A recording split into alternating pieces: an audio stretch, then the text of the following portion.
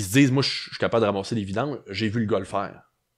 OK, ça commence mal. C'est l'idée que t'as. OK, c'est parfait. Fait que là, tu commences ta rue avec la personne, mais il y a tellement un grand décalage entre son efficacité puis la tienne, que c'est comme ça qu'il voit que pour d'être bon, ça demande plein de micro-mouvements, de techniques que lui n'a pas.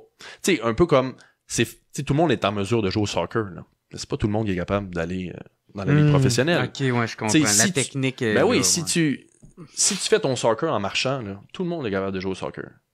Mais c'est pas tout le monde qui est capable d'aller chercher des niveaux très élevés. Ouais, c'est que tu définis pas par ton emploi. Ça, mais ceux qui le font, puis qui restent, ils le voient comme un sport, puis ils aiment ça. T'sais, c'est pas pour rien qu'ils restent. Moi, la première affaire que je fais en formation, parce qu'il y a des formateurs, helper, là, c'est dur à concevoir, là, mais on fait de la formation, mais moi je dis à la personne rapidement, est-ce que t'aimes ça? Si t'aimes pas ça, tu passeras pas au travers. Puis on est dans une société qui, drôlement, tu sais, va faire la promotion de gens qui vont faire des ultramarathons, des Ironman, qui vont faire des mixed martial arts, qui vont se défoncer à la gueule. Puis ça, c'est valorisant. Puis ça, c'est valorisé, valorisant. Mais nous, par contre, de faire ça, non, c'est pas valorisant. Pourtant... Ça rajoute des déchets, puis là, wow. Là, je veux que tu reviennes, là, tu sais. Puis objectivement, la personne qui contribue le plus à la société de toutes les personnes qu'on a nommées, c'est le vidangeur. Ben oui. C'est ça qui est paradoxal. Pourtant, c'est lui qui a le moins de mérite social. Ouais.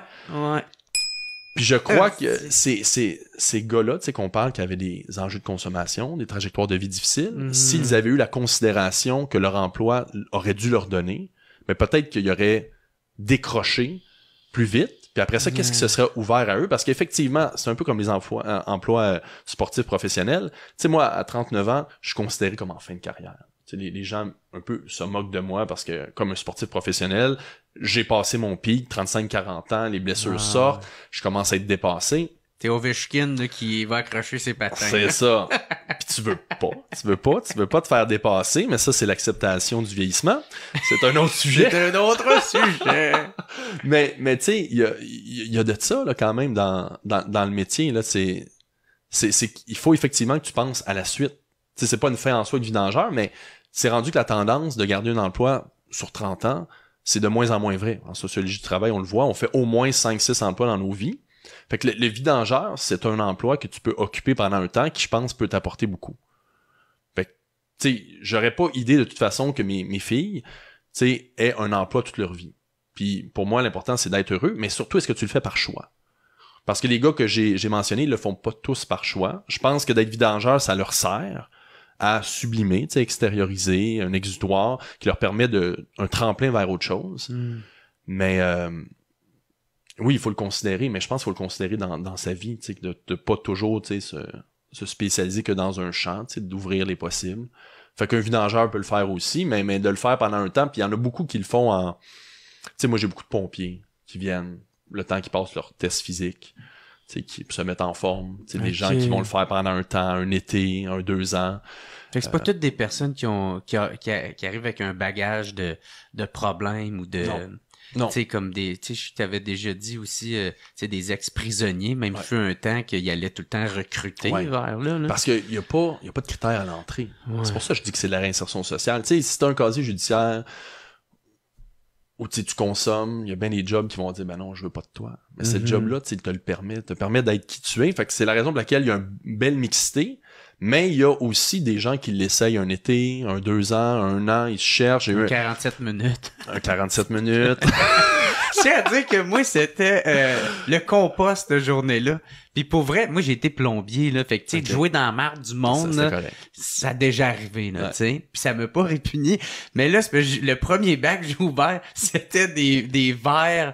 Ouais, puis là, il y en avait plein. Puis je sais pas, je pense avec frisson quand j'ai écouté ça comme plus jeune, ça m'a levé le cœur parce qu'on mangeait du spaghetti après. Fait qu'en tout cas, fait que tu sais, on voit ça, c'est non, moi je décolle ce puis là, je suis parti. Puis comme, mais là, qu'est-ce que tu fais? On va aller te ramener. Non, c'est bon, j'en veux plus. Mais c'est un, tu sais, quand les premières journées, c'est un tout, là. Tu sais, t'es hors de ta zone de confort, tu cours, tu dépenses une énergie incroyable que t'es pas habitué de faire, t'es des fois un peu étourdi, il y a la chaleur, le troc, la poussière, l'odeur, là, t'ouvres le bac, là, t'es comme, tu sais, t'es en perte de repère. Tu sais, de brûler quelqu'un, c'est facile au début parce qu'il perd ses repères. Ah oui, tu le pousses, là. Tu le pousses, puis tu sais, il y a beaucoup de dépenses énergétiques inutiles. Parce que, tu sais, comme un vidangeur, c'est l'économie des pas et de l'énergie. Au début, t'es comme une poule pas de tête, tu sais pas où aller, tu vois l'autre qui est tellement rapide. Fait que c'est facile de brûler un peu n'importe qui, même des gars qui sont très, très en forme, là, tu sais. Moi, des fois, ils me font leur CV sportif. Là, je commence, ils disent, moi, je m'entraîne, je cours 6 fois par semaine, je fais du combat ultime. Je dis, OK, pourquoi tu me racontes tout ça? Puis là, finalement, la première affaire que tu sais, c'est que la semaine prochaine, tu le vois pas, là. Il existe plus, là, tu sais. Fait que oui, tu sais, donc, c'est pourquoi qu'il faut avoir du respect pour ceux qui le font depuis des années. Mm-hmm.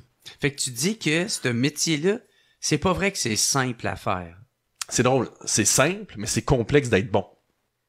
OK. C'est simple. Continue là-dessus. Parce que, en fait, les gens, lorsque tu fais de la formation, là, ils se disent, moi, je suis capable de ramasser des vidanges, j'ai vu le gars le faire. OK, ça commence mal. C'est l'idée que t'as. OK, c'est parfait. Fait que là, tu sais, tu commences ta rue avec la personne, mais tu sais, il y a tellement un grand décalage entre son efficacité puis la tienne, que c'est comme ça qu'il voit que pour d'être bon, ça demande plein de micro-mouvements, de techniques que lui n'a pas. Tu sais, un peu comme, tout le monde est en mesure de jouer au soccer, là. Mais c'est pas tout le monde qui est capable d'aller dans la vie professionnelle. OK, ouais, je comprends. La technique... Ben oui, si tu fais ton soccer en marchant, là, tout le monde est capable de jouer au soccer. Mais c'est pas tout le monde qui est capable d'aller chercher des niveaux très élevés. Puis nous, puisque c'est compétitif, puis qu'on n'est pas toujours payé à l'heure, tu sais, on a un désir de productivité. Ben, c'est vrai, t'es payé à tonne, toi, il me semble. Pas à tonne. Les secteurs, ils sont attribués un nombre d'heures, puis si tu réussis à éclairer ton secteur, des fois, tu peux partir, mais tes heures vont être payées. Parce que dans le fond, t'as mis à terre la job. Fait que t'as des bonus, genre? Merci avec des bonus? Ça ressemble à des bonus. On pourrait dire ça. Ça ressemble à des bonus. Tu sais, genre, si tu fais ça plus rapidement, plus un quartier, c'est ça. Vous autres, ça vous motive. Ça nous motive. Mais, au-delà de ça, au début, beaucoup étaient payés à l'heure au début, là. Mettons, je parle au début de ma carrière, puis on roulait pareil en fou, même plus. À cause de la compétition entre vous autres? Ouais. Moi, j'appelle ça au Québec la culture du bûcheux. Tu sais, tous ces gars-là, là, qui étaient dans les shops, qui étaient lagueurs, bûcherons, ils arrivent en arrière du truck, là, pis c'est... moi, je vais me dépasser, je vais me défoncer, je vais vouloir dominer un autre, montrer que c'est moi le plus fort, le meilleur. Ouais. Puis encore une fois, je dis ça, puis je sais que ça peut mal paraître, mais c'est ça qu'on fait pourtant dans le sport professionnel, en compétition. Mais moi, je catch pas pourquoi que ça paraît tant de mal. Comme que j'ai déjà dit, par exemple, tant c'est longtemps que ça soit pas au détriment d'une autre personne. Mais là, c'est le contraire. Ça se dit, je vais te montrer, c'est moi le meilleur, tabarnak. Puis ça pousse à quoi? Ça pousse à l'innovation, ça pousse à se surpasser soi-même, à faire des affaires que t'aurais même pas cru possible que toi t'es capable de faire. Puis qu'il y en a qui disent donc, ça c'est toxique, ça c'est de la masculinité toxique. Mais ça m'énerve, ce côté-là, là. Mais il peut en avoir. Parce qu'il y en a vraiment qui veulent dominer puis détruire l'autre. Oui, les helpers, c'était ça. Ça, c'est le versant négatif. C'est ça. Puis ça, c'est au détriment des autres. C'est ça. Mais le versant positif, c'est, mettons, moi, ce que j'appelle l'émulation. Tu sais, c'est le surpassement de soi-même par regard de l'autre ou par désir de se dépasser. Ça, c'est... Fait que, tu sais, la compétition permet l'un et permet l'autre. Fait que, puis tu sais, des fois, c'est vrai que les vidangeurs, ça a versé un peu du côté... Tu sais, moi, au début, je suis devenu bon parce que je voulais pas me faire péter en arrière d'un truck. Puis ça m'est arrivé, là. J'ai des collègues qui m'ont détruit en arrière d'un truck. À coup de poing? Non, mais ils roulent tellement, tu suis pas à cadence, fait que tu te sens dépasser, l'autre te dénigre, te dit que tu vas pas assez vite. Comme en construction, man, parce que moi je l'ai vécu, j'ai fait bien des métiers avant d'arriver ici, là. Mais moi j'étais en construction, puis que une des affaires que je me faisais souvent faire, c'était me faire crier après. Ça, c'est pas la bonne affaire. Est-ce que tu amènes-moi le bon outil, calice d'épais? Tabarnak, c'est que tu pousses. Ben ouais, tosse-toi, embarque, grouille-toi, qu'est-ce que tu fais, tabarnak? Fait que, tu sais, ça, là, hey, man, ça a passé proche d'être au point, man. Un moment donné, je l'ai déjà compté dans mon podcast, mais un moment donné, moi, j'ai perdu ma mère dans ce moment-là.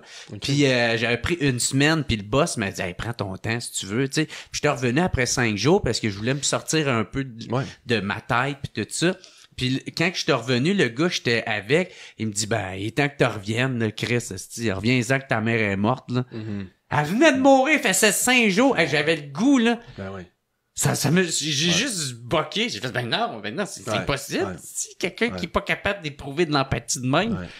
C'est fou hein, parce que tu sais si on n'aime pas le terme masculinité toxique, quand même de reconnaître que ça c'est un comportement toxique puis que certains hommes qui ont pu le répandre. c'est de la merde. Ça, je pense qu'il faut au moins garder ça dans la réflexion, parce que moi aussi, j'en ai vu des gars comme ça. Puis drôlement, tu leur parles après, si t'es en mesure d'avoir un dialogue, des fois, ils trouvent ça eux-mêmes, ils trouvent qu'ils ont été trop loin, ils l'ont dit un peu négligemment, je trouve, là. Parce que moi, j'en ai un qui... L'extrait que tu viens d'écouter est une présentation de Les Toitures Trudeau. Que ce soit pour un projet commercial ou résidentiel, l'entreprise Les Toitures Trudeau est votre partenaire de confiance pour vos toitures plats, solides et esthétiques. Ils utilisent des matériaux de haute qualité pour garantir une performance optimale. Expertise professionnelle, solutions sur mesure, services rapides et fiables. Confiez votre toit plat à des experts passionnés par la satisfaction client. Contactez-les dès aujourd'hui et découvrez pourquoi ils sont les numéros 1 pour vos besoins en toiture. Allez au www.lestoiturestrudeau.com parce qu'il faut un toit solide pour protéger ce qui vous compte le plus.